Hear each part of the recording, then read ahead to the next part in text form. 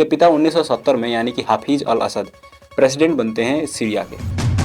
इसलिए वो हमेशा इंटेलिजेंस को चारों तरफ फैला रखे थे अपने ही देशों में लोगों के प्रति कि कोई अगर यहाँ पे हमारे खिलाफ आंदोलन स्टार्ट करता है तो वहीं पे उसको रोक दिया जाए, वहीं पे उसको ख़त्म कर दिया जाए। लोग जो है भूखे मरने लगे और कहीं ना कहीं उनके खिलाफ आंदोलन भड़क ही गया। बशर अल असद के खिलाफ जैसे ही आंदोलन भड़का तो इसको देखकर अन्य देश जो है उनका अपना अपना फ़ायदा देकर उसमें घुसने लगे। सीरिया में जो है एक 4 ग्रुप्स में बढ़ चुकी थी। ये जो 4 ग्रुप्स हैं वो पूरे सीरिया में आपस में ही लड़ाई कर रही थी और बाकी जितने भी अपने अपने देश के लोग हैं वो अपने अपने लोगों को बुलाना चाहते हैं, क्योंकि सीरिया जो बन चुका है एक बैटल वॉर बन चुका है।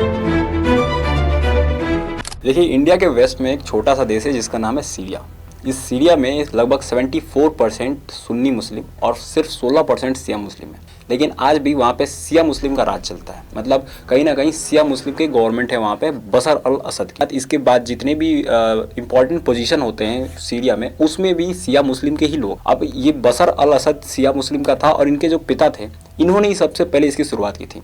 इनके पिता 1970 में यानी कि हाफिज अल असद प्रेसिडेंट बनते हैं सीरिया के, जिसमें वो शिया मुस्लिम को वो एक अच्छा पोजीशन देते हैं। सारे पोजीशन पे शिया मुस्लिम को ही रखते हैं और सुन्नी मुस्लिमों पे नज़र रखते हैं, क्योंकि वो उनको पता था कि अगर मैं आगे जितना भी राज चलाऊंगा उसमें अगर सुन्नी मुस्लिमों में थोड़ा सा भी अगर भड़क उठी, क्योंकि पहले से उनको पता था कि मेजोरिटी में सुन्नी मुस्लिम है लेकिन वो ज़्यादा डेवलप नहीं थे, इसलिए वो हमेशा इंटेलिजेंस को चारों तरफ फैला रखे थे अपने ही देशों में लोगों के प्रति कि कोई अगर यहाँ पे हमारे खिलाफ आंदोलन स्टार्ट करता है तो वहीं पे उसको रोक दिया जाए, वहीं पे उसको ख़त्म कर दिया जाए। हाफिज अल असद थे वो लगातार अपने ही देशों में लोगों पे नज़र रखे हुए थे। जहाँ पे थोड़ी सी आंदोलन स्टार्ट करती थी वहाँ पे अपने फोर्सेस भेजकर उसको ख़त्म करवा देते। अभी हाफिज अल असद का जो अंत होता है वो 2000 ईस्वी में होता है। 2000 ईस्वी में इनका डेथ हो जाता है, जिसके बाद इनके बेटे आते हैं बशर अल असद। देखिए, इनके पिता को पहले से ही पता था कि अगर ये जो सुन्नी मुस्लिम हैं इनमें पहले ही से खटास था इनके खिलाफ, क्योंकि ये डिक्टेटरशिप करते थे। सुन्नी मुस्लिमों को कुछ ज़्यादा फ़ायदा था नहीं इसमें, और लगातार जो डिक्टेटरशिप होता है वो कैसा होता है आप सभी को पता ही होगा। तो ये जब इनके बेटे आते हैं तो इसके प्रति सबसे ज़्यादा लोगों को गुस्सा आ जाता है, क्योंकि ये भी आते हैं तो कुछ ज़्यादा बदलाव आता नहीं है, ये भी एकदम डिक्टेटरशिप ही करने लगते हैं। बशर अल असद 2000 ईस्वी में इनको प्रेसिडेंट बनाया जाता है सीरिया का। सीरिया में एक बहुत खतरनाक घटना हो जाती है। देखिए, सीरिया में है जो है लगातार बारिश ही नहीं होती, जिसके कारण सुखाड़ आ जाते हैं। सुखाड़ आ जाते हैं इसके कारण खाना की कमी हो जाती है, और साथ ही साथ वहाँ पे अनएम्प्लॉयमेंट बहुत तेज़ी से बढ़ रहे थे। अब चूँकि पहले से ही ये लोग जो है तानाशाह से गुस्सा थे कि ये जितने भी बशर अल असद है उनके पिता थे लगातार कई सालों से हमारे ऊपर राज कर रहे हैं, तानाशाह कर रहे हैं, और साथ ही साथ अगर खाना की भी कमी हो गई, बेरोजगारी भी अगर बढ़ गई, तो इससे सीरिया का हालात आप समझ सकते हो कितना बुरा था। लोग जो है भूखे मरने लगे और कहीं ना कहीं उनके खिलाफ आंदोलन भड़क ही गया। बशर अल असद के खिलाफ जैसे ही आंदोलन भड़का तो इसको देखकर अन्य देश जो है उनका अपना अपना फ़ायदा देकर उसमें घुसने लगे। जैसे आपको बता दूं, ISI Islamic state of Iran, और साथ ही साथ जिससे आगे चल के Islamic state of Iran and Syria कर देगा ISIS, वो घुस जाती है सीरिया में, और सीरिया में बशर अल असद के खिलाफ आंदोलनकारियों के साथ वो मिल जाती है। और ISIS जो है वो अपने जितने भी इक्विपमेंट्स थे, हथियार थे, वो हथियारों को दे देती है, क्योंकि पहले आंदोलनकारियों के पास हथियार नहीं था, वो लाठी से, भाले से, इसी से लड़ाई कर रहे थे। इसलिए जितने भी फोर्सेस थी सीरिया की वो आराम से इनको मार देते थे। लगातार कई दिनों तक इनको मारा गया, काटा गया। मतलब समझ लो, जितना आप समझ लो कि मार काट जो है बहुत बड़े लेवल पे चल रहा था सीरिया में। और साथ ही साथ जब ISIS घुसा तो उसके साथ ही साथ यहाँ पे कुर्द फोर्सेस भी घुसी। अब कहीं ना कहीं सीरिया में जो है एक 4 ग्रुप्स में बढ़ चुकी थी। ये जो 4 ग्रुप्स हैं वो पूरे सीरिया में आपस में ही लड़ाई कर रही थी।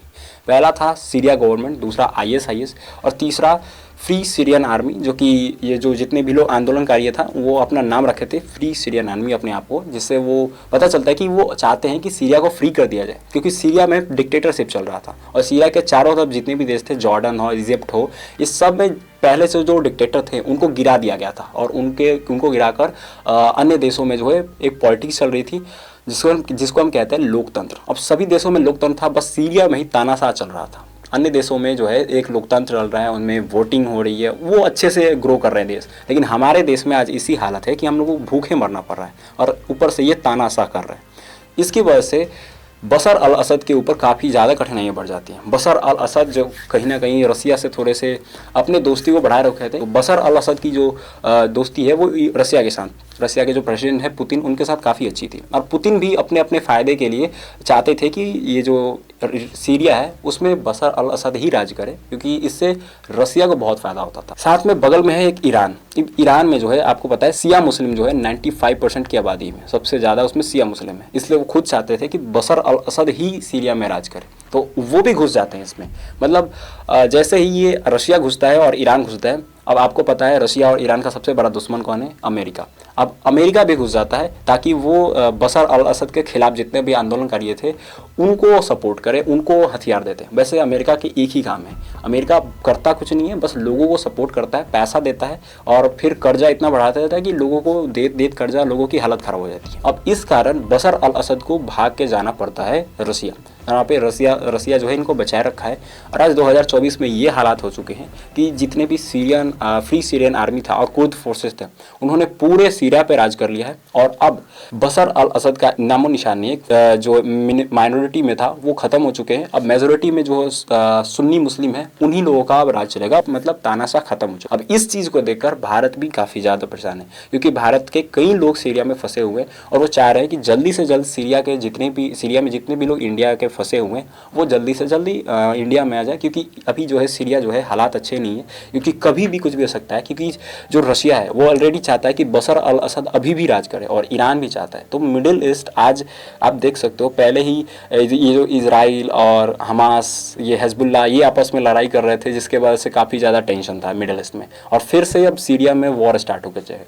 मतलब ये जो सीरियन सिविल वॉर था वो आज इतने बड़े लेवल पे हो चुका है कि दो दुनिया के सबसे सुपर पावर देश रसिया और अमेरिका एक दूसरे के सामने हैं। और इसकी वजह से लोग चाहते हैं कि इंडिया के जितने भी लोग हैं वो सीरिया में जो फंसे हुए वो इंडिया में आ जाए, और बाकी जितने भी अपने अपने देश के लोग हैं वो अपने अपने लोगों को बुलाना चाहते हैं, क्योंकि सीरिया जो बन चुका है एक बैटल वॉर बन चुका है।